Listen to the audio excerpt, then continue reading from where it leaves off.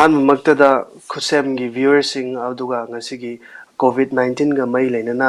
ꯃꯔꯤꯁꯨꯕ ꯈꯨꯠꯁꯦꯝ ꯂꯥꯏꯚꯇ participant ꯑꯣꯏꯅ ꯂꯥꯛꯄꯤꯔꯤꯕ doctor ꯀꯩꯁꯥꯝ ꯑꯃꯔꯖꯤꯠ ꯑꯃꯁꯨꯡ ꯔꯥꯅꯤꯇꯥ ꯃꯥꯏꯕꯝꯕꯨ ꯑꯍꯥꯟꯕꯃꯛꯇꯗ ꯈꯨꯔꯨꯝꯖꯔꯤ ꯑꯗꯨꯒ ꯑꯩꯈꯣꯏ ꯉꯁꯤꯒꯤ ꯅꯍꯥꯟꯒꯤ ꯃꯇꯧꯒꯨꯝ ꯉꯁꯤ ꯆꯠꯊꯒꯗꯧꯔꯤꯕ ꯂꯥꯏꯚꯁꯤꯗꯩꯗ ꯑꯃꯨꯛꯀ ꯃꯌꯥꯝꯗ ꯍꯥꯏꯖꯅꯤꯡꯕꯗꯤ ꯂꯣꯛꯗꯥꯎꯟ ꯂꯩꯔꯦꯅ ꯍꯥꯏꯔꯒ ꯑꯩꯈꯣꯏ ꯑꯌꯥꯝꯕ ꯌꯨꯝꯗ ꯃꯄꯥꯟ ꯊꯣꯛꯇꯅ ꯂꯩꯅꯕ ꯉꯥꯛꯇꯅꯤ ꯑꯗꯣ ꯅꯍꯥꯟꯒꯤ ꯑꯍꯥꯟꯕ ꯂꯣꯛꯗꯥꯎꯟꯒ ꯃꯔꯤ ꯂꯩꯅꯅ ꯑꯍꯥꯟꯕ ꯅꯨꯃꯤꯠꯀꯤ ꯗꯤꯁꯀꯁꯟꯗ ꯇꯣꯏꯅ ꯄꯟꯖꯈꯤꯕ ꯑꯩꯈꯣꯏ ꯑꯌꯥꯝꯕꯗꯤ ꯌꯨꯝꯗ ꯂꯦꯡꯗꯅ ꯂꯩꯅꯥꯁꯤ ꯀꯤꯅꯕꯗꯒꯤ ꯂꯩꯅꯥꯁꯤꯒꯤ ꯁꯟꯗꯣꯛꯇꯅꯕꯒꯤ ꯌꯨꯝ ꯂꯩꯅꯕ ꯉꯥꯛꯇꯅꯤ ꯑꯗꯨꯒ ꯀꯔꯤꯒꯨꯝꯕ ꯄ꯭ꯔꯣꯐꯦꯁꯟ ꯈꯔꯗꯤ ꯂꯩꯅꯥꯁꯤ ꯅꯥꯔꯤꯕ ꯑꯗꯨꯒ ꯂꯩꯅꯥꯁꯤ ꯉꯥꯛꯊꯣꯛꯅꯕ ꯑꯃꯗꯤ ꯃꯈꯥ ꯇꯥꯅ ꯁꯟꯗꯣꯛꯇꯅꯕ ꯐꯅꯕ ꯍꯣꯠꯅꯕꯗ ꯃꯥꯌꯣꯛꯅꯔꯤꯕ ꯃꯥꯡꯗ ꯐꯦꯁ ꯇꯨ ꯐꯦꯁ ꯇꯧꯔꯤꯕ ꯄ꯭ꯔꯣꯐꯦꯁꯟ ꯈꯔꯗꯒꯤ ꯂꯧꯈꯠꯆꯔꯒ ꯑꯩꯈꯣꯏꯒꯤ ꯍꯧꯖꯤꯛ ꯂꯥꯏꯚ ꯂꯥꯛꯄꯤꯗꯧꯔꯤꯕ ꯗꯣꯛꯇꯔ ꯀꯩꯁꯥꯝ ꯑꯃꯔꯖꯤꯠ ꯆꯟꯗꯤꯒꯔꯒꯤ PGIꯗꯒꯤꯅꯤ ꯃꯥꯅ ꯂꯥꯛꯄꯤꯔꯤꯁꯤ ꯑꯗꯨꯒ ꯐ꯭ꯂꯣꯔꯦꯟꯁ ꯅꯥꯏꯇꯤꯡꯒꯜ ꯑꯦꯋꯥꯔꯗꯤ ꯅꯔꯁ ꯔꯥꯅꯤꯇꯥ ꯃꯥꯏꯕꯝ ꯃꯥꯅ ꯏꯝꯐꯥꯜꯗꯒꯤꯅꯤ ꯑꯗꯣ ꯍꯥꯏꯔꯤꯕꯁꯤ ꯏꯁꯥꯒꯤ ꯌꯨꯝꯗꯒꯤ ꯅꯠꯇ꯭ꯔꯒ ꯃꯥꯒꯤ ꯍꯣꯁꯄꯤꯇꯥꯜꯗꯒꯤ ꯇꯧꯅꯕ ꯉꯥꯛꯇꯅꯤ ꯑꯗꯨꯅ ꯑꯩꯈꯣꯏ ꯁ꯭ꯇꯨꯗꯤꯑꯣ ꯑꯃꯗ ꯃꯌꯥꯝ ꯄꯨꯟꯁꯤꯜꯂꯒ ꯂꯥꯏꯚ ꯂꯥꯛꯆꯕ ꯅꯠꯇꯦ ꯑꯗꯨꯅ ꯌꯦꯡꯕꯤꯔꯤꯕꯁꯤꯡꯅ ꯃꯔꯛꯁꯤꯗ ꯍꯣꯔꯦꯟ ꯍꯪꯕꯤꯅꯤꯡꯕ ꯋꯥꯍꯪ ꯂꯩꯔꯒꯁꯨ ꯑꯗꯨꯒ ꯀꯃꯦꯟꯠ ꯄꯤꯕꯤꯔꯛꯎ ꯑꯗꯨꯒ ꯑꯩꯈꯣꯏ ꯂꯣꯏꯅꯃꯛ ꯔꯦꯁꯄꯣꯟꯁ ꯇꯧꯖꯅꯕ ꯍꯣꯠꯅꯖꯒꯦ ꯑꯗꯨꯒ ꯅꯨꯃꯤꯠ ꯅꯤꯅꯤ ꯍꯨꯝꯅꯤꯒꯤ ꯃꯃꯥꯡꯗꯒꯤ ꯆꯠꯊꯖꯔꯤꯕ ꯂꯥꯏꯚꯁꯤꯒꯤ ꯃꯇꯧꯒꯨꯝ ꯑꯩꯈꯣꯏ ꯌꯥꯝꯅ ꯐ꯭ꯔꯦꯡꯛ ꯑꯣꯏꯅ ꯑꯩꯈꯣꯏ ꯍꯧꯖꯤꯛ ꯍꯧꯖꯤꯛ ꯀꯔꯤ ꯇꯧꯔꯤ ꯍꯥꯏꯕꯗꯣ ꯁꯤꯌꯔ ꯇꯧꯕꯤꯒꯅꯤ ꯑꯩꯈꯣꯏꯒꯤ ꯄꯥꯔꯇꯤꯁꯤꯄꯦꯟꯁꯤꯡꯁꯤꯅ ꯑꯗꯣ ꯑꯍꯥꯟꯕꯗ ꯑꯩꯈꯣꯏꯒꯤ ꯗꯣꯛꯇꯔ ꯀꯩꯁꯥꯝ ꯑꯃꯔꯖꯤꯠꯅ ꯑꯗꯨꯝ ꯋꯥꯔꯤ ꯁꯥꯕ ꯍꯧꯕꯤꯔꯣ ꯐ꯭ꯔꯦꯡꯛ ꯑꯣꯏꯅ ꯑꯩꯈꯣꯏꯒꯤ ꯚ꯭ꯌꯨꯋꯔꯁꯤꯡꯗ ꯏꯆꯝ ꯆꯝꯅ ꯍꯧꯖꯤꯛ ꯍꯧꯖꯤꯛ ꯂꯩꯔꯤꯕ ꯂꯩꯅꯥꯁꯤꯒꯤ ꯁꯤꯆꯨꯋꯦꯁꯟ ꯑꯗꯒꯤ ꯀꯔꯤ ꯍꯣꯁꯄꯤꯇꯥꯜꯗ ꯊꯕꯛ ꯇꯧꯕꯗ ꯀꯔꯤ ꯅꯨꯃꯤꯠ ꯈꯨꯗꯤꯡꯒꯤꯀꯔꯤ ꯐꯦꯁ ꯇꯧꯕꯤꯔꯤ ꯑꯗꯨꯒ ꯑꯦꯅꯤꯊꯤꯡ ꯑꯩꯈꯣꯏ ꯂꯦꯃꯦꯟ ꯃꯌꯥꯝꯅ ꯑꯩꯈꯣꯏꯒꯤ ꯐꯤꯜꯁꯤꯗꯩꯗ ꯂꯩꯇꯕ ꯍꯥꯏꯖꯕ ꯇꯥꯔꯦ ꯂꯩꯇꯕ ꯃꯌꯥꯝꯅ ꯈꯪꯕ ꯌꯥꯕ ꯀꯔꯤ ꯂꯩꯕꯒꯦ ꯍꯥꯏꯕꯗꯨ ꯗꯣꯛꯇꯔꯅ ꯍꯥꯟꯅ ꯃꯌꯥꯝ ꯁꯤꯌꯔ ꯇꯧꯕꯤꯔꯣ ꯑꯗꯨꯒ ꯃꯊꯪꯗ ꯔꯥꯅꯤꯇꯥꯅꯁꯨ ꯀꯣꯚꯤꯗ-19ꯁꯤꯒ ꯃꯔꯤ ꯂꯩꯅꯅ ꯍꯧꯖꯤꯛ ꯍꯧꯖꯤꯛ ꯀꯔꯤ ꯇꯧꯕꯤꯔꯤ ꯑꯗꯨꯒ ꯃꯈꯥ ꯇꯥꯕ ꯀꯔꯤ ꯃꯌꯥꯝꯗ ꯁꯤꯌꯔ ꯇꯧꯕ ꯌꯥꯏ ꯍꯥꯏꯕꯗꯣ ꯃꯊꯪ ꯑꯗꯨꯝ ꯁꯤꯌꯔ ꯇꯧꯕꯤꯔꯣ ꯗꯣꯛꯇꯔ ꯍꯥꯟꯅ ꯍꯧꯕꯤꯅꯕ ꯑꯍꯥꯟꯕꯃꯛꯇꯗ ꯑꯩꯅ ꯀꯣꯔꯣꯅꯥ ꯚꯥꯏꯔꯁꯀꯤ ꯃꯔꯝꯗ ꯁꯝꯂꯞꯄ ꯑꯃ ꯍꯧꯗꯣꯛꯆꯒꯦ ꯑꯩꯈꯣꯏ ꯄꯨꯝꯅꯃꯛꯅ ꯈꯪꯉꯤ ꯍꯟꯗꯛ ꯀꯣꯔꯣꯅꯥ ꯚꯥꯏꯔꯁ ꯍꯥꯏꯕꯁꯤ ꯑꯣꯔꯊꯣ ꯀꯣꯔꯣꯅꯥ ꯚꯥꯏꯔꯤꯗꯤ ꯀꯧꯕ ꯁꯕ ꯐꯦꯃꯤꯂꯤ ꯑꯃꯗꯒꯤ ꯚꯥꯏꯔꯁ ꯃꯈꯜ ꯑꯃꯅꯤ ꯃꯁꯤꯒꯤ ꯁꯕ ꯀ꯭ꯂꯥꯁ ꯒ꯭ꯔꯨꯞ ꯃꯔꯤ ꯊꯣꯛꯅ ꯈꯥꯏꯗꯣꯛꯏ alpha beta and gamma and delta जो अभी हौजिक कोरोना वायरस कोविड-19 है खांगनरिबा कोरोना वायरस असी बीटा सब ग्रुप असी वायरस मखल अमनि अहानबदा मसी हाइबा वायरस मखल से अखोय पुरमना खंगनि मदुदी वुहान हाइबा चाइना की मफम अदुदगी हौदोरखिबनि अहानबसी मार्केट सी फूड मार्केट अमदगी तो अहानबा हौको मतबदि अखोयना खंगनबसी मसी सी फूड मार्केट तगी हमदि बेट सूप थकपा अमदि सी फूड चाबदि संदोरपनि हाना अहानबदि खंगनरमि अदुबु ह्यूमन टू ह्यूमन ट्रांसमिशन असिसु अनो फंगमरमना अखोय हौजिकसि ह्यूमन टू ह्यूमन ट्रांसमिशन अमदि दट्स एनिमल सोर्स अबदगी के ह्यूमन ट्रांसमिशन असिदा असिन मरुओइबा मोड ऑफ ट्रांसमिशन हाना खंगनरि अदुगा मरुओइना साइन सिम्पटम अमा हायोगदि सिम्पटम हारगदि अखोयना हरकुमतमदा अनकॉम्प्लिकेटेड इसम समना नाबा वायरस इन्फेक्शन हाबदि इसम समना फीवर तौबा शॉर्ट थ्रोट तौबा खनाउ नाबा नातोन फोनबा बॉडी पेन तौबा स्माइल इसम समना दुम नाबा याय अदुगा अदुदगी सीरियस ओरागा हाबदि अराउंड 15 to 30% ग्रुप अमदा म सीरियस ओइबा याय हाबदि निमोनिया नारकपा याय अदुदगी ऑर्गन फेलर चलकपा याय हाबदि निमोनिया के severe form acute adult respiratory distress syndrome multi organ dysfunction syndrome and death हाबदि कोन सीबा फावबा 22% of the अनाबसिदा कोरोना वायरस नाबा पेशेंट सिंग सीबा फावबा याय मरमदना कोरोना वायरस हानदगी वायरस इन्फेक्शंस इसम समना फ्लू मनाबददी कोन इसम समना fever tawraga sore throat tawraga matam 5 to 10 days later apan mathanda dum fajarapang ngakani adubu sigi coronavirus ki sibagi chance am lakpa habadi 2% na sibagi lakpa amadi secondary direct threat habadi mi amadagi mi amadas sandokpa yabagi chances samna wang percent maram atuna koi global health emergency WHO na January 31st ta koi WHO emergency world health emergency in lokhokiba asin maram oiduna koi ki sign symptom mayamsi manaba leiragasu adu case fatality rate wangangpa amadi mi amadagi mi amad sandokpa yabagi chance leir pasina maram oiduna akoi public health emergency ni lokthorpani hana thamjage duga structural similarities habidi atopa coronavirus habidi akoigi hanagi SARS severe adult respiratory and MERS middle east respiratory syndrome manabadi similarly manabadi lai structure khara dadi adubu magi lipid bilayer membrane ama leijai adugi mathakta glycoprotein membrane ama lei masigi structural and non structural members sida nucleotide sequence 89% di manabi yawi adu manadaba SARS khara nu yawi samna harbada hogi amino acid 723 amino acid sequence ta hanagi virus ki serine virus tagi molecule khara change tawa habidi glycine da serine change tawa amadi position amino acid 1010 da solution ki proline change tawpa structural difference haragadi ano science tom de haju haijagi ba adi severe form lakpa ARDS lakpa adi organ failure lakpa update up to 22% patient adum severe aba machine ꯍꯣꯏ ꯌꯥꯝ ꯅꯨꯡꯉꯥꯏꯖꯔꯦ ꯑꯗꯨꯒ ꯍꯧꯖꯤꯛ ꯍꯧꯖꯤꯛ ꯍꯧꯖꯤꯛ ꯔꯥꯅꯤꯇꯥ ꯀꯔꯤ ꯑꯦꯗ ꯇꯧꯕꯤꯅꯤꯡꯕ ꯂꯩ ꯑꯗꯨꯗꯨꯒ ꯃꯗꯨꯒꯤ ꯃꯊꯛꯇ ꯍꯧꯖꯤꯛ ꯍꯧꯖꯤꯛ ꯃꯅꯤꯄꯨꯔꯗ ꯂꯩꯔꯤꯕ ꯁꯤꯆꯨꯋꯦꯁꯟꯁꯤꯗꯩꯗ ꯑꯩꯈꯣꯏꯒꯤ ꯀ꯭ꯋꯥꯔꯦꯟꯇꯥꯏꯟ ꯇꯧꯅꯕꯒꯤ ꯐꯦꯁꯤꯂꯤꯇꯤꯕꯨ ꯑꯣꯏꯔꯣ ꯅꯠꯇ꯭ꯔꯒ ꯀꯔꯤ ꯀꯔꯤ ꯍꯛꯊꯦꯡꯅꯅ COVID-19ꯒꯤ ꯃꯔꯝꯗ ꯊꯕꯛ ꯄꯥꯏꯕꯤꯈꯤꯕ ꯄꯥꯏꯈꯠꯈꯤꯕ ꯂꯩꯕ꯭ꯔꯥ ꯑꯝꯇꯪ ꯁꯦꯌꯔ ꯇꯧꯕꯤꯅꯕ ꯍꯧꯖꯤꯛ ꯍꯧꯖꯤꯛ ꯑꯩꯈꯣꯏꯒꯤ ꯃꯅꯤꯄꯨꯔꯗ ꯑꯩꯈꯣꯏꯒꯤ ꯀꯦꯁ ꯑꯃ ꯂꯩꯕꯅ ꯑꯩꯈꯣꯏꯁꯦ ꯀ꯭ꯋꯥꯔꯦꯟꯇꯥꯏꯟ ꯗ꯭ꯌꯨꯇꯤꯁꯦ ꯐ꯭ꯔꯟꯠ ꯂꯥꯏꯟꯗ ꯑꯩꯈꯣꯏ ꯅꯔꯁ ꯑꯃꯁꯨꯡ ꯗꯣꯛꯇꯔ ꯑꯃꯁꯨꯡ ꯑꯇꯩ ꯃꯦꯗꯤꯀꯦꯜ ꯄ꯭ꯔꯣꯐꯦꯁꯟ ꯃꯌꯥꯝꯁꯦ ꯊꯝꯃꯦ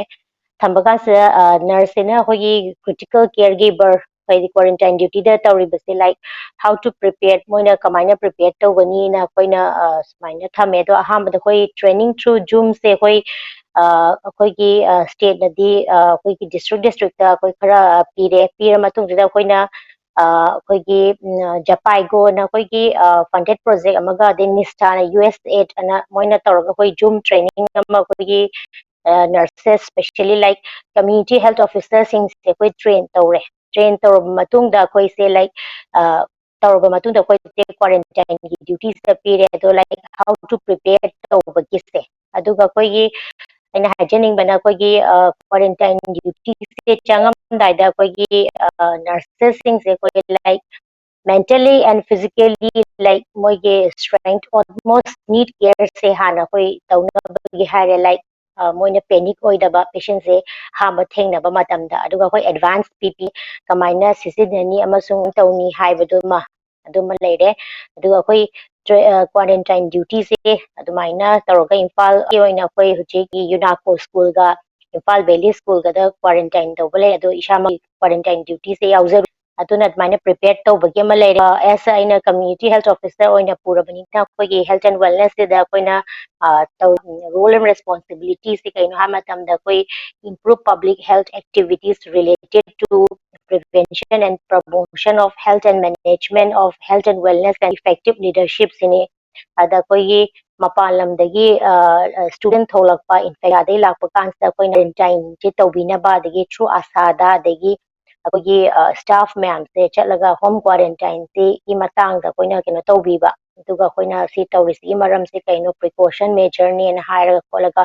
काउंसिल तौबीबा कम्युनिटीज कोविड-19 की मतंग सिदा अदगी plan for preparedness and responsive of कोविड-19 जे कोइना चथाबा हाय तारे कोइ शुंबा मचा मचा की स्टेप से कोइ लोखलगा तौजरी दुगा कोई सिंस अदुशी न्यू वायरस होबनिना कोई WHO की प्रोटोकॉल पिरकपा अमसुंग ministry of health and family welfare ना पिरकपा प्रोटोकॉल मैम से कोइना फॉलो तौरगा हुजे कोइना क्वारंटाइन तौबा ड्यूटी से कोइना समाइना अप्लाई तौजबा हाइतार ꯍꯣꯏ ꯌꯥꯝ ꯅꯨꯡꯉꯥꯏꯖꯔꯦ ꯑꯗꯣ ꯍꯧꯖꯤꯛꯀꯤ ꯔꯅꯤꯇꯥꯅ ꯁꯦꯌꯔ ꯇꯧꯕꯤꯈꯤꯕ ꯊꯕꯛ ꯃꯌꯥꯝꯗꯨꯒꯤ ꯃꯅꯨꯡꯗꯩꯗ ꯑꯩꯈꯣꯏꯒꯤ ꯃꯌꯥꯝ ꯇꯣꯏꯅꯕꯨꯗꯤ ꯁꯦꯌꯔ ꯇꯧꯗꯨꯅ ꯑꯗꯨꯝ ꯂꯩꯔꯦ ꯍꯥꯟꯅꯗꯒꯤ ꯑꯩꯈꯣꯏꯒꯤ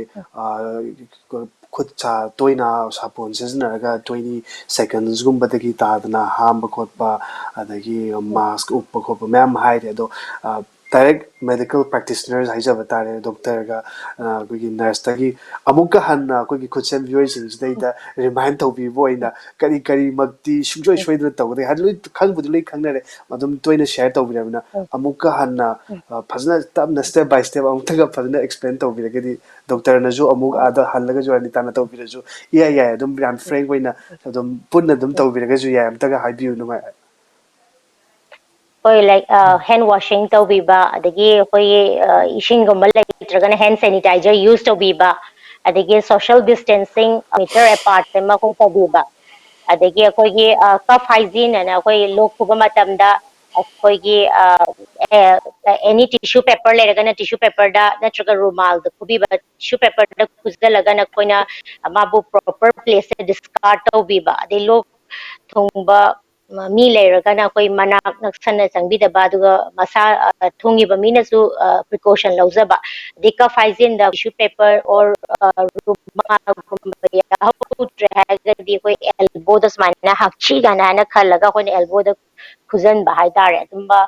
ꯄ꯭ꯔꯦꯛꯇꯤꯁ ꯇꯧꯕꯤꯕ ꯑꯗꯩ ꯍꯧꯖꯤꯛꯀꯤ ꯁꯣꯁꯤꯌꯦꯜ ꯗꯤꯁꯇꯦꯟꯁꯤꯡ ꯁꯤꯅꯆꯤꯡꯕꯅꯦ ꯑꯗꯩ ꯑꯗꯨꯃꯥꯏꯅ ꯑꯩꯈꯣꯏꯅ ꯇꯧꯕꯤꯌꯣꯅ ꯍꯥꯏꯅꯤꯡꯉꯤ ꯑꯗꯨꯒ ꯑꯩꯈꯣꯏꯒꯤ ꯁꯣꯁꯤꯌꯦꯜ ꯗꯤꯁꯇꯦꯟꯁꯤꯡ ꯇꯧꯅꯕꯒꯤꯗꯃꯛꯇ ꯍꯧꯖꯤꯛ ꯌꯨꯝꯗ ꯂꯩꯕꯤꯌꯣꯅ ꯃꯌꯥꯝꯅ ꯀꯟꯅ ꯍꯥꯏꯕꯁꯦ ꯑꯁꯤꯗ ꯑꯩꯈꯣꯏ ꯀꯩꯅꯣ ꯇꯧꯅꯤꯡꯉꯤ ꯑꯗꯨꯒ ꯑꯩꯈꯣꯏ ꯁꯣꯁꯤꯌꯦꯜ ꯁ꯭ꯇꯤꯛꯃꯥ ꯑꯗꯨꯒ ꯑꯩꯈꯣꯏ ꯃꯥ ꯍꯥꯏꯗꯤ ꯁꯥꯇ꯭ꯔ ꯑꯃ ꯃꯄꯥꯟ ꯂꯝꯗꯒꯤ ꯂꯥꯛꯑꯦ ꯃꯥ ꯏꯟꯐꯦꯛꯇꯦꯠ ꯄ꯭ꯂꯦꯁꯇꯒꯤꯅꯤ ꯃꯥꯕꯨ ꯑꯩꯈꯣꯏ ꯁꯤ ꯂꯩꯀꯥꯏꯁꯤꯗ ꯊꯝꯒꯗꯧ ꯅꯠꯇꯦ ꯀꯥꯏꯅ ꯆꯠꯂꯨ ꯀꯥꯏꯅ ꯑꯁꯨꯝꯕ ꯗꯤꯁꯀ꯭ꯔꯤꯃꯤꯅꯦꯁꯟ ꯇꯧꯕꯁꯤꯁꯨ ꯌꯥꯔꯤꯈꯩ ꯇꯧꯕꯤꯗꯕ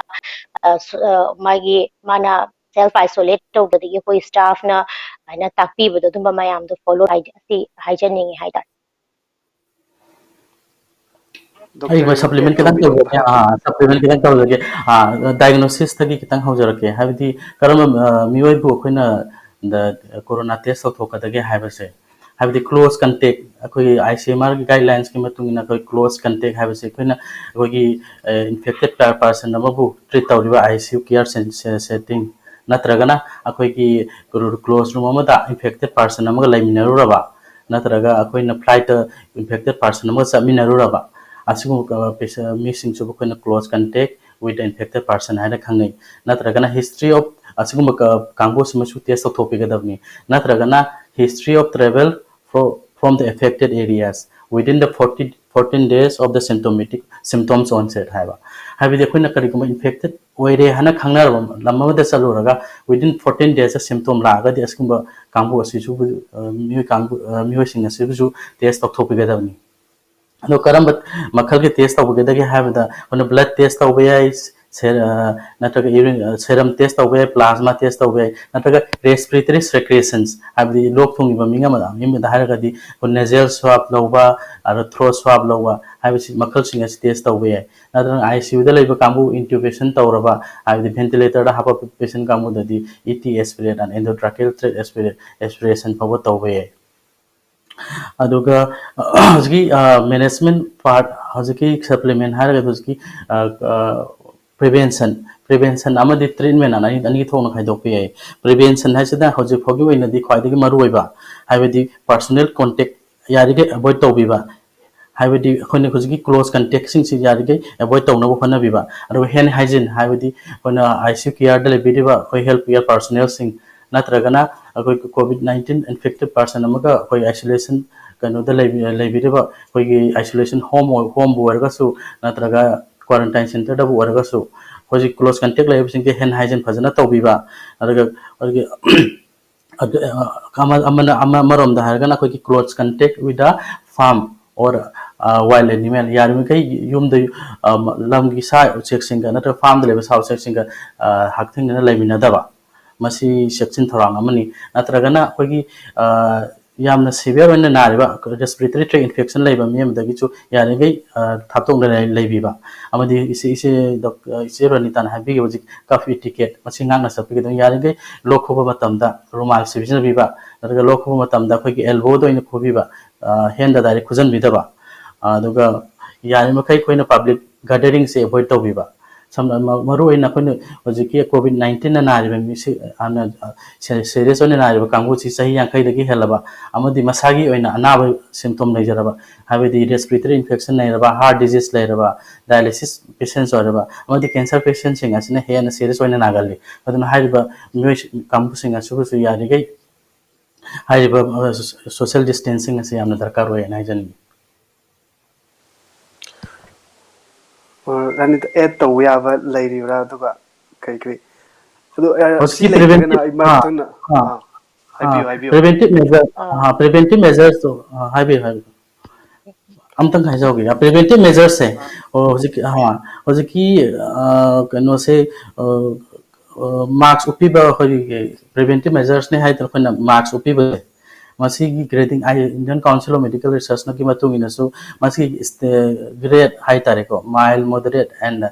हाई रिस्क ऑफ एक्सपोजर अदुग मतुंग इना होगी ग्रेड ऑफ प्रोटेक्शन से लोबी गदबनी समना है कोइना हेल्थ केयर पर्सनल अमना अदि एक्सपोजर तौबगी चांस हम लेबिर कामु म तवदब अमगा इसम समना लोक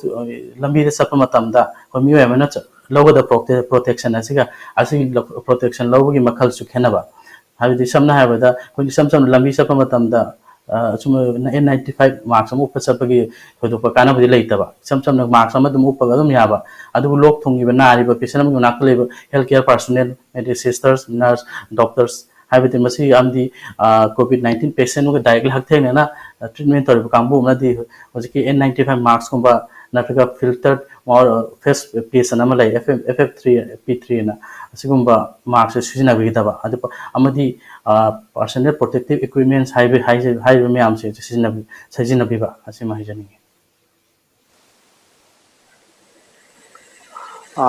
ꯃꯔꯛ ꯊꯟꯅ ꯑꯃꯨꯛꯀ ꯑꯩꯈꯣꯏꯒꯤ ꯈꯨꯠꯁꯦꯝ ꯚ꯭ꯌꯨꯋꯔꯁꯤꯡꯗꯩꯗ ꯑꯄꯥꯎ ꯑꯃꯇꯒ ꯄꯤꯖꯍꯧꯒꯦ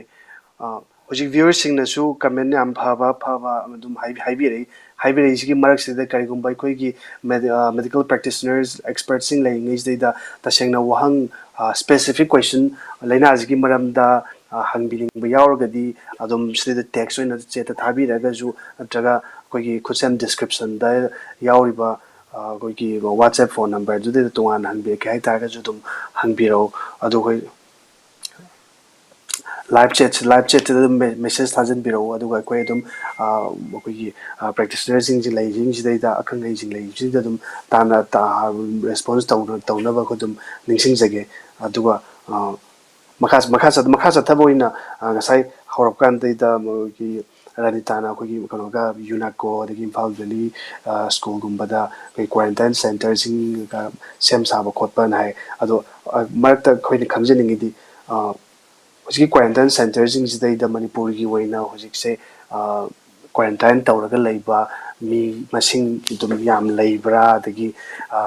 ꯀꯔꯤꯒꯨꯝꯕ ꯃꯅꯤꯄꯨꯔꯁꯦ ꯋꯥꯔꯁ ꯀꯦꯁ ꯁꯦꯅꯥꯔꯤꯑꯣ ꯍꯥꯏꯇꯥꯔꯦ ꯇꯁꯦꯡꯅ ꯍꯦꯛꯇ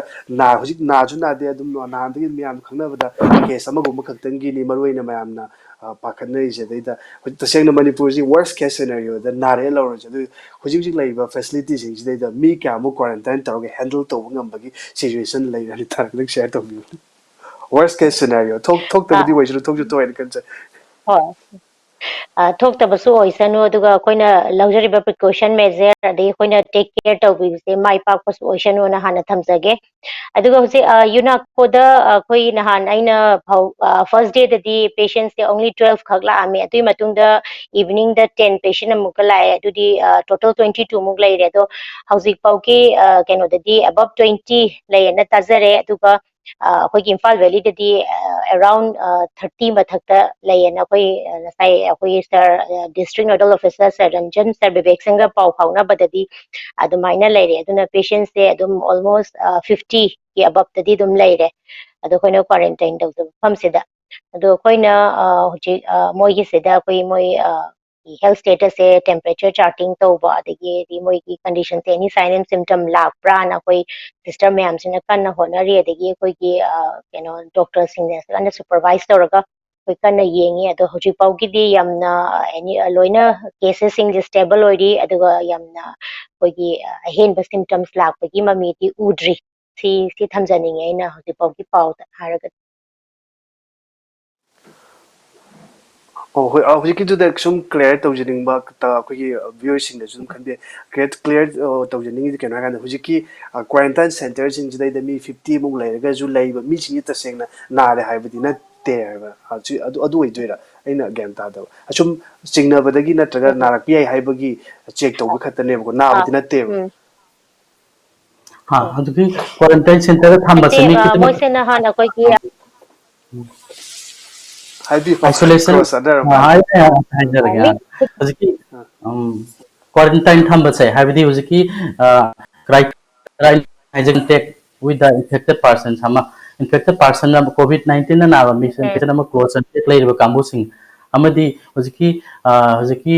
magi ain haijagi course kan te kambu sing je quarantine ta uda ka roi ba habidi sign symptom habidi incubation period se coronavirus ki habidi usually 2 days to 14 days for extend tau ba ya ba na driba mi amada sign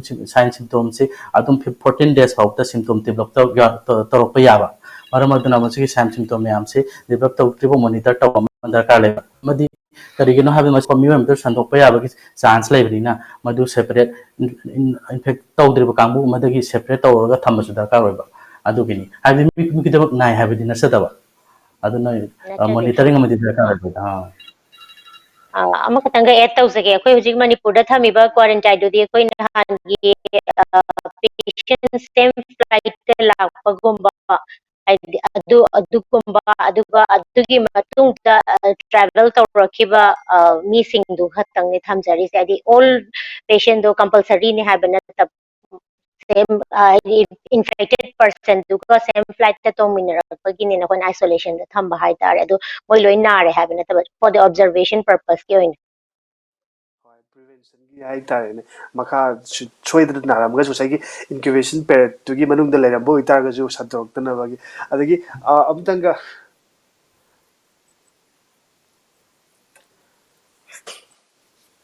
अदो अदो पाउ सुम ताजा कामदैदा रानिता जे नवाई जनवरी अदाइदगी continuously अदुम सिगी awareness बो ओइरो अदुगा लैनाजिगी मरमदा अदुम चथदना थबक तौबिरेना हाइपे ताजै अदो process तो याम सागी था new माइजे अदो कई कई तौबनो दंग खरा डिटेल शेयर तौबिबि यागद्रा आइगी सेंटर ददी ना हाना पेंडेमिक से थोकले थोकले ना हाना पाउ फंगबदैदि आदि अखोई मणिपुर दबुदी योसलक्ट्री को यौसलक्ट्रबने हारगसो अखोई तुमिते as a health care provider अमा ओइना हाइदी नोमा नत्रगदी नोमा अखोइसु हाइदी पेंडेमिक ओइराबनिना यौरकपा याय हाबगी प्रिपेयर्डनेस से तौरगाइना कम्युनिटी हेल्थ ऑफिसर अमा ओइना आइगी हाना कम्युनिटी सिदाइना हाना अवेयरनेस मचा मा पिजे आई अहामबदि ट्रेनिंग फंगजगिदे आई थ्रू गूगल अदगी through ministry of health and family welfare government ना पीबा मोगी एडवर्टाइजमेंट क्या दा पारगा अदगी अखोइगी अपडेट तौजरगा अइना आइगी कम्युनिटी दे पिजगे हाइदी सुमाइना कोविड-19 है सुमाइना मा थोकले कोले कइगुम्बा कोई से यौसलगदी कइदौबा ताई मिपाइबी बगनो अदगी माई की प्रिकॉशन न कइनो काइदे थोलकपनो काइना लायोंसी कमाई तौई काइना आइगी कम्युनिटी से दाई ताकपा हौरे अदुई मतुंगदगी अखोइगी मणिपुर से दा हाइदी कनो तौरकपगी अखोइगी गवर्नमेंट साइड दगी इनिशिएटिव लौखलगा हाइदी अखोइ सुमाइना अवेयरनेस पीरोना ऑर्डर अमु थोले अदुई मतुंगदसु ऑर्डर थोलकपा मतुंगदसु आई दुम थबक तौजे तौरकांदा अखोइगी वाइडली पब्लिसिटी पीदना अदगी अखोइगी कोविड-19 की मतंग से अखोइ चथरे अदुगा अखोइ अवेयरनेस मचा मचा ईच एंड एवरी विलेज से चतना आसागा खुसमना दुना अखोइ अंगनवाड़ी खुसमना दुना दुमाइन तौरगा पीरगा लाए अदु पीर मतुंगदा मतम खरगी मतुंगदा मो अखोइगी सुमाइना अखोइगी सु मणिपुर से सुमाइना केस म फंगे हाइरे अदगी मो पब्लिक गैदरिंग से यारक्तबना कनो अदि मा संदोपगी कनो से हाना सुमाइना पॉसिबिलिटी से लेना हाइबदेदी अखोइ से मो कमाई तौगेदा इन ऑटो म वायरगा हाना पब्लिसिटी ओने चटपा हौरे मी तिनदबिदा अदि युम युमदा फमगसु ताबा ngamna bana widely publicity every village से चटपा होगले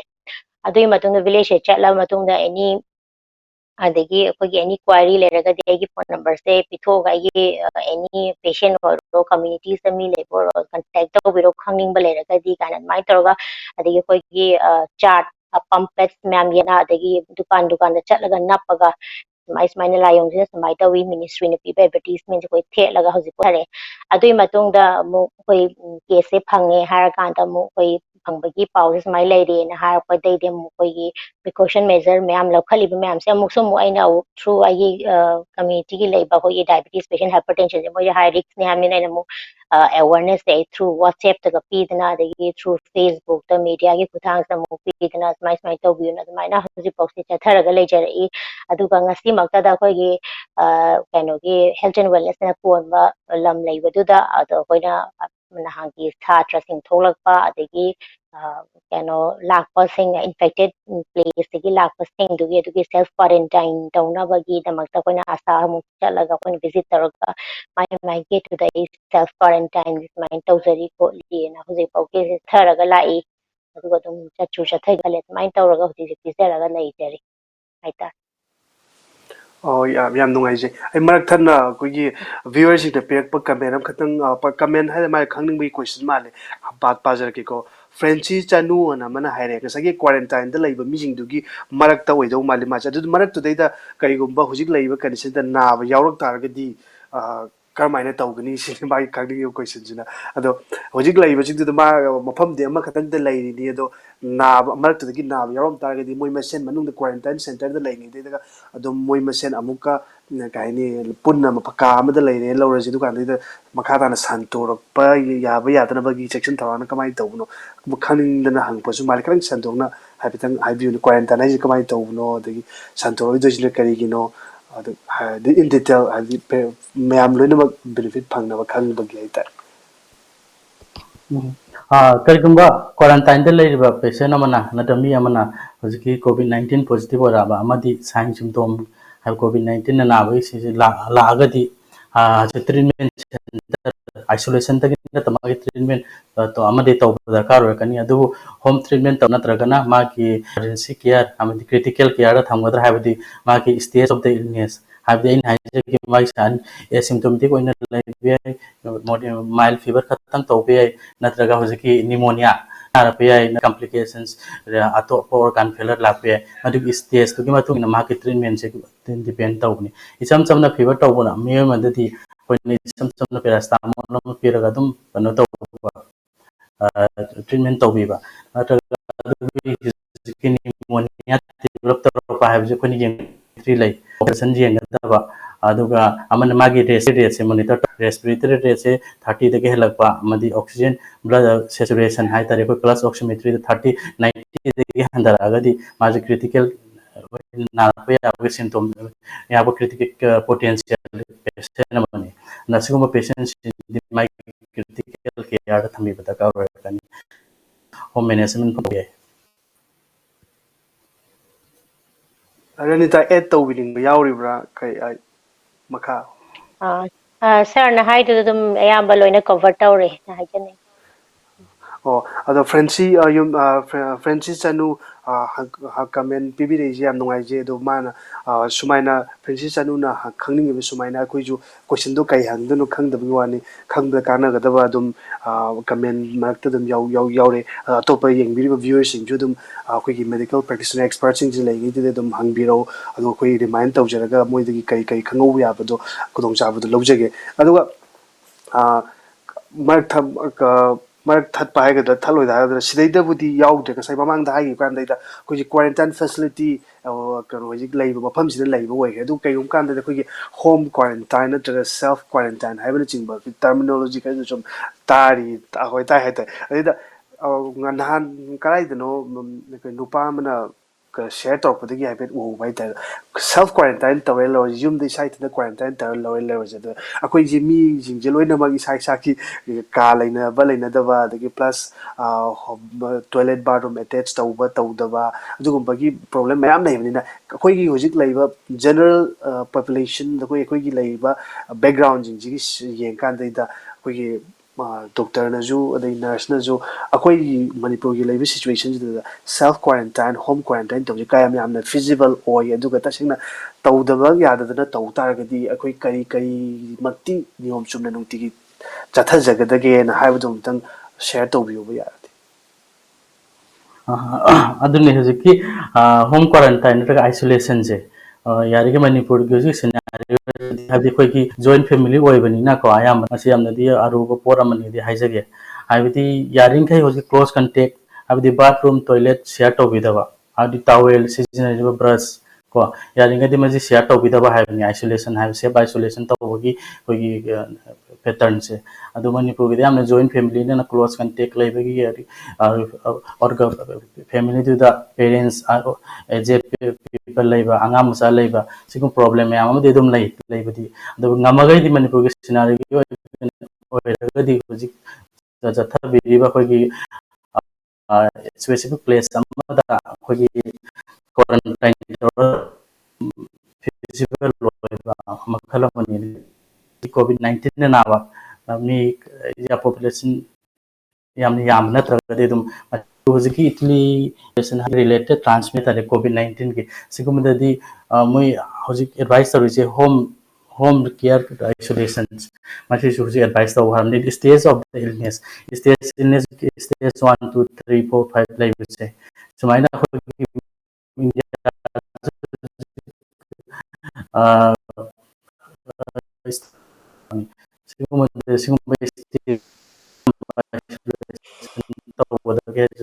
time to time differ tarakan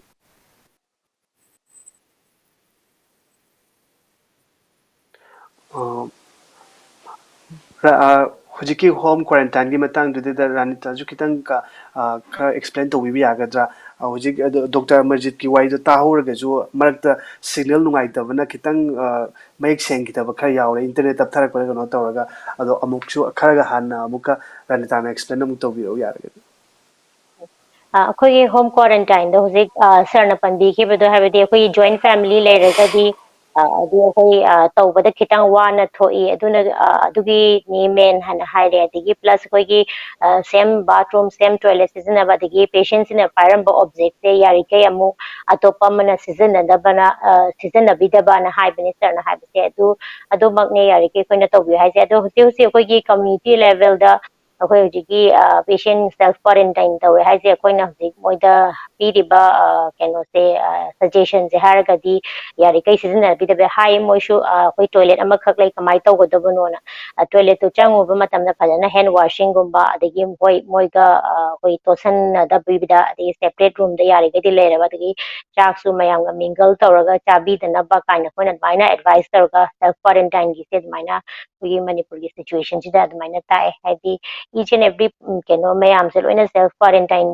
koi quarantine gi center se loi la ke haragadi koi gi staff ki ratio se keno tauba hai tare di keno moida koina keno tauba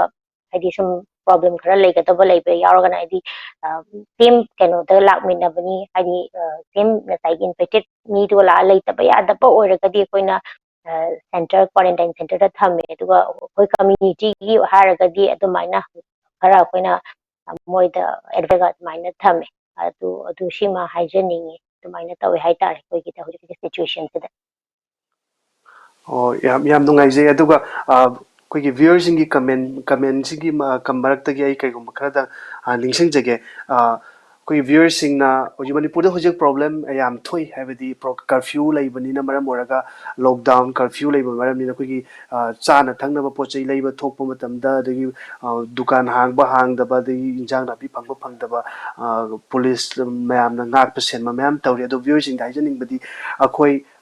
ꯂꯩꯔꯤꯕ ꯅꯨꯃꯤꯠꯁꯤꯡꯁꯤꯗ ꯃꯊꯪ ꯅꯨꯃꯤꯠ discussion ꯇꯧꯕ ꯃꯇꯝꯗ ꯑꯩꯈꯣꯏꯒꯤ law and ꯑꯣꯔꯗꯔꯒꯤ situation ꯑꯩꯈꯣꯏꯗ ꯑꯋꯥꯕ ꯀꯩ ꯇꯧꯕ ꯑꯗꯨꯒꯨꯝꯕ ꯄ꯭ꯔꯣꯕ꯭ꯂꯦꯝ ꯃꯌꯥꯝꯗꯣ ꯃꯃꯥꯡꯗꯁꯨ ꯗꯤꯁꯀꯁ ꯇꯧꯖꯈ꯭ꯔꯦ ꯃꯇꯨꯡꯗꯁꯨ ꯗꯤꯁꯀꯁ ꯇꯧꯖꯔꯛꯀꯅꯤ ꯑꯗꯨꯅ ꯁꯤꯒꯤ ꯄ꯭ꯔꯣꯕ꯭ꯂꯦꯝꯁꯤꯡꯗꯨꯃꯗꯤ ꯑꯗꯨꯝ ꯑꯩꯈꯣꯏ ꯀꯃꯥꯏꯅ ꯇꯧꯗꯅ ꯁꯛꯁꯦꯁꯐꯨꯜꯂꯤ ꯍꯥꯏꯕ ꯂꯣꯛꯗꯥꯎꯟꯒꯤ ꯃꯇꯝ ꯄꯦꯔꯤꯌꯠꯁꯦ ꯂꯥꯟꯊꯣꯛꯅꯕ ꯍꯣꯠꯅꯃꯤꯟꯅꯒꯗꯕꯗꯣ ꯅꯣꯡꯃꯒꯤ ꯗꯤꯁꯀꯁ ꯇꯧꯔꯒ ꯑꯗꯨꯝ ꯃꯌꯥꯝ ꯈꯟꯅꯃꯤꯟꯅꯔꯒ ꯍꯣꯠꯅꯃꯤꯟꯅꯁꯤ ꯑꯗꯣ ꯉꯁꯤꯒꯤ ꯑꯩꯈꯣꯏꯒꯤ ꯁꯤꯗꯩꯗ ꯂꯥꯏꯐꯁꯤꯗꯩꯗ ꯌꯥꯎꯕꯤꯔꯤꯕ ꯑꯦꯛꯁꯄꯔꯠꯁꯤꯡꯁꯤꯗꯤ ꯃꯣꯏꯗꯤ ꯃꯦꯗꯤꯀꯦꯜ ꯂꯥꯏꯟꯗ ꯑꯣꯏꯕꯅꯤꯅ ꯑꯗꯣ ꯃꯌꯥꯝꯅ ꯂꯣꯛꯗꯥꯎꯟ ꯇꯧꯔꯒꯁꯨ ꯀꯔꯐ꯭ꯌꯨ ꯂꯩꯔꯒꯁꯨ ꯃꯣꯏꯗꯤ ꯗ꯭ꯌꯨꯇꯤ ꯇꯧꯗ ꯌꯥꯗꯕꯗꯨꯅ ꯑꯗꯨꯝ ꯆꯠꯇꯣꯏꯅꯤ ꯑꯗꯣ ꯍꯥꯏꯔꯤꯁꯤꯡꯁꯤꯗꯩꯗ ꯑꯩꯈꯣꯏꯒꯤ ꯂꯣ ꯑꯦꯟꯐꯣꯔꯁꯃꯦꯟ ꯄꯔꯁꯅꯦꯜ ꯍꯥꯏꯇꯥꯔꯦꯅꯦ ꯄꯨꯂꯤꯁ ꯂꯩꯕ ꯀꯃꯥꯟꯗꯣ ꯂꯩꯕ VDF ꯂꯩꯕ ꯃꯣꯏꯁꯨ ꯂꯣꯏꯅ ꯌꯥꯎꯔꯤꯅꯤ ꯑꯗꯣ ꯃꯣꯏꯒꯤꯁꯨ ꯈꯨꯗꯣꯡꯆꯥꯕ ꯃꯇꯝ ꯇꯥꯏꯃꯤꯡ ꯑꯃ ꯂꯧꯖꯔꯒ ꯃꯣꯏꯒꯤ ꯔꯤꯄ꯭ꯔꯖꯦꯟꯇꯦꯇꯤꯞ ꯑꯣꯏꯕ ꯌꯥꯕꯁꯤꯡꯗ ꯇꯥꯟꯅꯖꯔꯀꯥꯟꯗ ꯃꯣꯏꯅ ꯀꯔꯤ ꯑꯋꯥꯕ ꯊꯦꯡꯅꯔꯤ ꯃꯣꯏꯒꯤ ꯏꯟꯇꯦꯟꯁꯟꯅ ꯀꯔꯤꯅꯣ ꯑꯗꯨꯗꯨꯒ ꯇꯁꯦꯡꯅ ꯂꯝꯕꯤ ꯁꯣꯔꯣꯛꯇ ꯊꯣꯛꯏꯁꯤꯅ ꯀꯔꯤꯅꯣ ꯍꯥꯏꯕꯅꯆꯤꯡꯕ ꯑꯗꯨꯁꯨ ꯁꯦꯌꯔ ꯇꯧꯅꯅꯕꯒꯤ ꯈꯨꯗꯣꯡꯆꯥꯕ ꯅꯣꯡꯃ ꯂꯧꯖꯔꯛꯀꯦ ꯑꯗꯣ ꯉꯁꯤꯒꯤ ꯑꯣꯏꯅꯗꯤ ꯑꯩꯈꯣꯏꯒꯤ ꯃꯣꯏꯒꯤ ꯃꯦꯗꯤꯀꯦꯜꯒꯤ ꯂꯥꯏꯟꯗ ꯂꯩꯕꯤꯔꯤꯕ ꯔꯥꯅꯤꯇꯥ ꯑꯗꯨꯒ ꯑꯃꯔꯖꯤꯠꯅ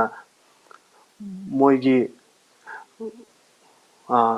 मोइगी मोइगा तंगाना दोइजो कई कई नो मोइदा खंगौगदबा कई कई लेगे हाइबदो अदुगी कमेंटसिंग दु ओइना focus तौमिनजी हाइजनिंगी अदुगा अमुका ngasai hang question di haipet khangning badi yauraga makha tagidabra kenoma to koigi हुजुक लाइरिबा अखोइगी क्वारंटाइन सेंटर मनपुर की हुजुक लाइरिबा सेंटर सिंगसिदा मी कयामुक्ति हैंडल तौबंगा पेशेंट कयामुक्ति हैंडल तौबंगा amgani हाइबदम थंगा चारगना हुजुक लाइबा स्टेज दैदा रानिता ना बिदंग हाइबिरेदी होइजन कोई हुजुजिकिदी नसाई पेशेंट से अबव 50 की मथक्तदी हैंडल तौजरी अदुगा अदुदगी हेन पेशेंट से लाकदबा ओरगी अखोगी डिस्ट्रिक्ट की अखोगी चीफ मेडिकल ऑफिसर अदगी अखोगी डिस्ट्रिक्ट नोडल ऑफिसर मोय मयामना कैनो डिस्कस तौरगा अतोपा स्कूल अमदा एंगेज तौरगा समु हांगी प्लान सु लेना होय ताजय अदुना कैपेसिटी सिद ngamaktrakadi atopa center su hangnaba tawgani na haise quarantine gi se hadi kaigumba number se yam khala aga dina sigi plan se le na hajani na aduga aduga kaino aduga maruiba khoi yamna pressing question ama leire khoi medical practitioners in the hangjening buje hujik crisis matam ne haitare pandemic lewe tamsida khoi hospital da oiraju adagi yumdu chathok chasin bu oiraga ju aduga kwai major problem haitare ne face tawbiri je hujik nurse amoina doctor amoina kai problem di face tawbiri the covid 19 jina maram oiraga thohan problem social एमतंग हाइजरके अखोगी जे social stigma and discrimination से हैबदी आइसु अहांबा कैनो आइदि स्माइना ड्यूटी ऑन कॉल द कौरे हैबा मतमदा अखोगी लाइक अखोगी फैमिली मेंबर ना ए काइनो निमान चतुइ शिबो काइना हाना मोइ खंगदबा मा हाइगद्रा जगा अखोगी लैक ऑफ कैन इंफॉर्मेशन नॉलेज हाइगद्रा सी मतंग दा इदि नंग चलगा मथंग मथंग लौनरानी नंग नमु पूरा लानी काइना का हे वखन जे लेरम हाइतारे अदुंबा खरा लेरमे अदुबु मेनली अगी हस्बैंड दो भाप ताबनीना अदुमाइना कोई चलुरगा माइना आइना सुदुम हाइदी युमदा हलागा आइना सेलुबा ड्रेसेस निकानी कानी आइना मु प्रॉपर आइदी कोइगी हाइदी क्लीनिंग तौबो खबा अदुमाइन तौगा चंगागा आइसु इसाना होय खरा मेंटेन दि तौ तारे को युम योरपा माइना खरा तौबा प्रिकॉशन खरा लौवा तारे अदुमाइना अहांबा चटपा मतमददी अदुमाइना खने अदुगा कोइगी हुजुजी क्वारंटाइन दा ड्यूटी ताबा कांदा जो कोई सम नर्सेस तौजिक फेस तौजी mayumda nang quarantine ki center da chalubani na nang asiri tungana chak charo kaina ga tawbasu dum yauna dabana te yaunari adagi koi gi laikai na su ema di smai duty taru bani kai ngangna ba adagi community da su ema smai hain tawe kana haina ba aduna sigi social stigma and discrimination se si shima challenging and high adagi even akogi staff masen da zo nang akoi kamai duty tawdino kan khalam ba maina अदुसु Yama big challenge ने कोइना चंगागा यावदना ए कोई स्माइना की preventive measure सु लाइबनिना की mortality rate सु लो बिना स्माइन तमगा कोई चंगबा minus सु यावजरी हाइतन चैलेंजेस सम लेरे देखि कोई की एडवांस पीपीई जे कोई की स्टेट दी कंग कनो नियम बहाल तार अतोप स्टेट रे न बमतन advanced PPE was hangani the training say every IDC virus am new or even treatment can say like vaccination is follow has an in the training say every WHO expert or Ministry of Health and Family Welfare experts in Jina koi staff mein say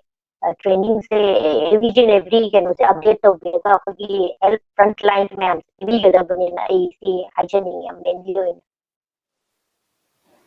अमरोम दाम खरा supplement तौजाओगे doctor अमोय नत्रगा health staff में हाबदी खुन्ना भराद लेबा हाइतार मरो rent लेजरिबा doctor अमन नत्रगा health staff अमना duty चलुबदा आदि UP rent मपुना आदि Covid patient जेमोर doctor नि नत्रगा nurse अमन health care personal अमनी हाइतना मोय युमदा लेहनिंगदा भरादा असन मरम मोयदना लेबम रेंट के प्रॉब्लम लापा मसीसु यामना हेल्थ प्रैक्टिशनर अमना यामना फेस तौ प्रॉब्लम अमना अचौ प्रॉब्लम हाइजनिंगी अदु अमरोम द खोगी लेकाय लेकाय दसु खोइना कोविड चांगतरबनि हाइदो संबल खादना होनबि ꯏꯆꯤꯟ ꯏꯅꯥꯎ ꯍꯥꯏꯗꯤ ꯂꯩꯀꯥꯏ ꯂꯩꯀꯥꯏꯒꯤ ꯇꯧꯕꯤꯔꯤꯕꯁꯤ ꯃꯁꯤꯃꯁꯨ ꯑꯩ ꯇꯧꯍꯟꯖꯅꯤꯡꯗꯦ ꯃꯔꯝꯗꯤ ꯀꯔꯤꯒꯨꯝꯕ ꯏꯃꯥꯔꯖꯦꯟꯁꯤ ꯍꯦꯜꯊ ꯏꯃꯥꯔꯖꯦꯟꯁꯤ ꯑꯃ ꯂꯥꯛꯄ ꯍꯥꯏꯕꯁꯤ ꯌꯨꯝ ꯈꯨꯗꯤꯡꯃꯛ ꯑꯗꯨꯝ ꯊꯣꯛꯂꯛꯄ ꯌꯥꯕꯅꯤ ꯃꯁꯤꯅ ꯁꯝꯕꯜꯁꯤꯅ ꯃꯔꯝ ꯑꯣꯏꯗꯨꯅ ꯍꯧꯖꯤꯛꯀꯤ ꯂꯩꯃꯤꯟꯅꯔꯤꯕ ꯏꯆꯤꯟ ꯏꯅꯥꯎ ꯈꯨꯗꯤꯡꯃꯛꯇ ꯄ꯭ꯔꯣꯕ꯭ꯂꯦꯝ ꯀ꯭ꯔꯤꯌꯦꯠ ꯇꯧꯔꯛꯄ ꯌꯥꯏ ꯃꯁꯤ ꯃꯇꯥꯡꯗ ꯑꯩ ꯁꯦꯝꯗꯣꯛ ꯇꯧꯍꯟꯖꯅꯤꯡꯗꯦ ꯍꯥꯏꯇꯥꯔꯦ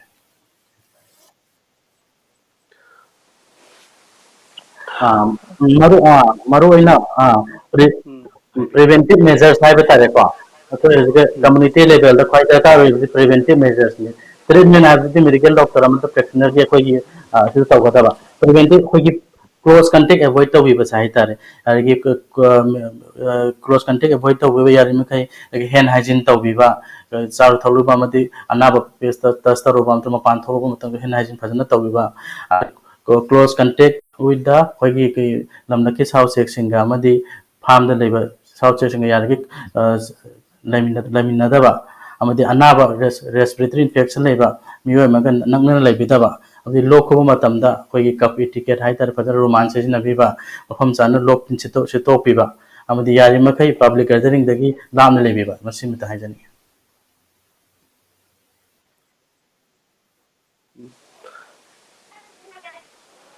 Hello. Okay. ꯑꯔꯣꯏꯕ ꯑꯣꯏꯅ ꯈꯨꯠꯁꯦꯝꯒꯤ ꯚ꯭ꯌꯨꯋꯔꯁꯤꯡꯗ ꯑꯃꯨꯛꯀ ꯍꯟꯅ ꯅꯤꯡꯁꯤꯡꯖꯒꯦ ꯅꯍꯥꯟ ꯅꯨꯃꯤꯠ ꯃꯔꯤꯅꯤ ꯁꯨꯝꯅ ꯆꯠꯊꯖꯔꯛꯄ ꯑꯩꯈꯣꯏꯒꯤ COVID-19ꯒ ꯃꯔꯤ ꯂꯩꯅꯅ ꯗꯤꯁꯀꯁꯟ ꯇꯧꯕꯁꯤꯗ ꯑꯩꯈꯣꯏꯅ ꯇꯣꯏꯅ ꯃꯦꯖꯔ ꯄ꯭ꯔꯣꯕ꯭ꯂꯦꯝ ꯑꯣꯏꯅ ꯑꯩꯈꯣꯏꯒꯤ ꯄꯦꯅꯦꯂꯤꯁꯁꯤꯡꯅꯁꯨ ꯉꯁꯤꯃꯛꯁꯨ ꯐ꯭ꯔꯟꯠꯂꯥꯏꯟꯗ ꯊꯕꯛ ꯇꯧꯔꯤꯕ ꯄ꯭ꯔꯦꯛꯇꯤꯁꯅꯔꯁꯤꯡꯒꯤ ꯃꯁꯥꯃꯛꯅ ꯐꯥꯎꯗ ꯍꯥꯏꯔꯝꯕ ꯀꯥꯟꯗꯩꯗ ꯑꯩꯈꯣꯏꯅ ꯊꯦꯡꯅꯔꯤꯁꯦ ꯄ꯭ꯔꯣꯕ꯭ꯂꯦꯝꯁꯦ ꯁꯣꯁꯦꯜ ꯁ꯭ꯇꯤꯛꯃꯥ ꯑꯩꯈꯣꯏꯒꯤ ꯁꯣꯁꯥꯏꯇꯤꯁꯤꯅ ꯀꯔꯝꯍꯥꯏꯅ ꯇꯧꯕ ꯃꯤꯠꯌꯦꯡ ꯌꯦꯡꯅꯔꯤ ꯑꯩꯈꯣꯏ ꯀꯔꯝꯍꯥꯏꯅ ꯁꯤꯒꯤ ꯐꯦꯖꯁꯦ ꯄꯥꯁ ꯇꯧꯒꯗꯒꯦ ꯍꯥꯏꯕꯁꯤꯒꯤ ꯄ꯭ꯔꯣꯕ꯭ꯂꯦꯝꯁꯦ ꯂꯥꯏꯅꯥꯁꯤꯒꯤ ꯅꯠꯇꯕ ꯁꯣꯁꯦꯜ ꯄ꯭ꯔꯣꯕ꯭ꯂꯦꯝꯁꯤꯅ ꯍꯦꯟꯅ ꯑꯣꯏꯌꯦꯅ ꯍꯥꯏꯕꯁꯤꯃ ꯍꯟꯖꯟ ꯍꯟꯖꯟ ꯑꯩꯈꯣꯏꯒꯤ ꯍꯦꯟꯅ ꯃꯌꯦꯛ ꯁꯦꯡꯅ ꯎꯠꯄꯒꯨꯝ ꯇꯧꯔꯛꯏ ꯑꯗꯨꯅ ꯃꯁꯤ ꯃꯨꯟꯅ ꯈꯟꯊꯃꯤꯟꯅꯔꯒ ꯑꯩꯈꯣꯏ ꯄꯨꯟꯅ ꯀꯔꯝꯍꯥꯏꯅ ꯇꯧꯗꯅ ꯍꯧꯖꯤꯛꯀꯤ ꯑꯋꯥꯕ ꯐꯦꯖꯁꯦ ꯂꯥꯟꯊꯣꯛꯃꯤꯟꯅꯒꯗꯒꯦ ꯍꯥꯏꯕꯗꯨꯁꯨ ꯑꯩꯈꯣꯏꯒꯤ ꯈꯨꯠꯁꯦꯝ ꯚ꯭ꯌꯨꯋꯔꯁꯤꯡꯗꯩꯗ ꯈꯟꯊꯅꯕꯒꯤ ꯇꯥꯟꯖꯥ ꯑꯃꯇꯪ ꯂꯧꯕꯤꯌꯨ ꯍꯥꯏꯕꯁꯦ ꯍꯥꯏꯖꯔꯒ ꯑꯩꯈꯣꯏ ꯉꯁꯤꯒꯤ ꯄꯦꯅꯦꯂꯤꯁꯇ ꯍꯥꯏꯒꯗ꯭ꯔꯥ ꯑꯩꯈꯣꯏꯒꯤ ꯏꯟꯚꯥꯏꯇꯤꯁ ꯃꯦꯗꯤꯀꯦꯜ ꯄ꯭ꯔꯦꯛꯇꯤꯁꯅꯔ ꯗꯣꯛꯇꯔ ꯑꯃꯔꯖꯤꯠ PGIꯗ ꯍꯧꯖꯤꯛ ꯂꯩꯕꯤꯔꯤꯕ ꯆꯟꯗꯤꯒꯔꯗꯒꯤ ꯑꯗꯒꯤ ꯑꯩꯈꯣꯏꯒꯤ ꯔꯥꯅꯤꯇꯥ ꯅꯔꯁ ꯃꯌꯥꯝ ꯃꯔꯛꯇꯒꯤ ꯊꯣꯏꯗꯣꯛ ꯍꯦꯟꯗꯣꯛꯅ ꯂꯥꯏꯅꯥꯁꯤꯒꯤ ꯃꯔꯝꯗꯁꯨ ꯀꯟꯅ ꯐ꯭ꯔꯟꯠ ꯂꯥꯏꯟꯗ ꯋꯥꯔꯛ ꯇꯧꯕꯤꯔꯤꯕ ꯃꯣꯏꯅ ꯐꯦꯁ ꯇꯧꯔꯤꯕ ꯄ꯭ꯔꯣꯕ꯭ꯂꯦꯝꯁꯤ ꯈꯜꯂꯨꯕ ꯀꯥꯟꯗꯗꯤ ꯇꯁꯦꯡꯅ ꯀꯔꯤ ꯍꯥꯏꯒꯗꯕꯅꯣ ꯄꯨꯛꯅꯤꯡꯗ ꯌꯥꯝ ꯅꯨꯡꯉꯥꯏꯇꯕ ꯐꯥꯎꯋꯤ ꯑꯗꯨꯅ ꯁꯤꯒꯤ ꯄ꯭ꯔꯣꯕ꯭ꯂꯦꯝꯁꯤꯃꯁꯨ ꯃꯌꯥꯝ ꯅꯤꯡꯁꯤꯡꯕꯤꯌꯨ ꯑꯗꯨꯗꯨꯒ ꯃꯈꯥ ꯇꯥꯕ ꯗꯤꯁꯀꯁꯟꯁꯤꯡꯗꯁꯨ ꯌꯥꯎꯕꯤꯌꯨ ꯑꯗꯨꯒ ꯀꯩ ꯇꯧꯒꯗꯒꯦ ꯑꯩꯈꯣꯏ ꯀꯔꯝꯍꯥꯏꯅ ꯇꯧꯗꯅ ꯑꯩꯈꯣꯏꯒꯤ ꯍꯥꯏꯔꯤꯕ ꯐꯦꯖꯁꯤ ꯂꯥꯟꯒꯗꯒꯦ ꯍꯥꯏꯕꯗꯨ ꯈꯨꯠꯁꯦꯝꯒ ꯂꯣꯏꯅꯅ ꯃꯌꯥꯝ ꯁꯄꯣꯔꯠ ꯇꯧꯅꯔꯒ ꯇꯣꯉꯥꯟꯕ ꯋꯥꯔꯛꯁꯣꯞ ꯂꯥꯏꯐꯇ ꯊꯕꯛ ꯂꯩꯔꯤꯕ ꯍꯤꯡꯉꯤꯕ ꯄꯩꯁꯥ ꯇꯥꯜꯂꯤꯕ ꯕꯤꯖꯤꯅꯦꯁ ꯇꯧꯔꯤꯕ ꯊꯕꯛ ꯇꯧꯔꯤꯕ ꯃꯌꯥꯝꯁꯦ ꯄꯨꯜꯂꯀꯥꯟꯗꯩꯗ ꯑꯩꯈꯣꯏ ꯑꯃꯨꯛꯇꯪ ꯁꯤꯒꯤ ꯐꯦꯖꯁꯦ ꯁꯛꯁꯦꯁꯐꯨꯜꯂꯤ ꯄꯥꯁ ꯇꯧꯃꯤꯟꯅꯁꯤꯅ ꯍꯥꯏꯔꯒ ꯃꯊꯪꯒꯤ ꯅꯨꯃꯤꯠꯀꯤ ꯂꯥꯏꯐꯀꯤ ꯑꯃꯨꯛ ꯁꯦꯝ ꯁꯥꯖꯕꯒ ꯂꯣꯏꯅꯅ ꯉꯁꯤꯒꯤ ꯑꯣꯏꯅꯗꯤ ꯑꯩꯈꯣꯏꯒꯤ ꯚ꯭ꯌꯨꯋꯔꯁꯤꯡꯗꯒꯤ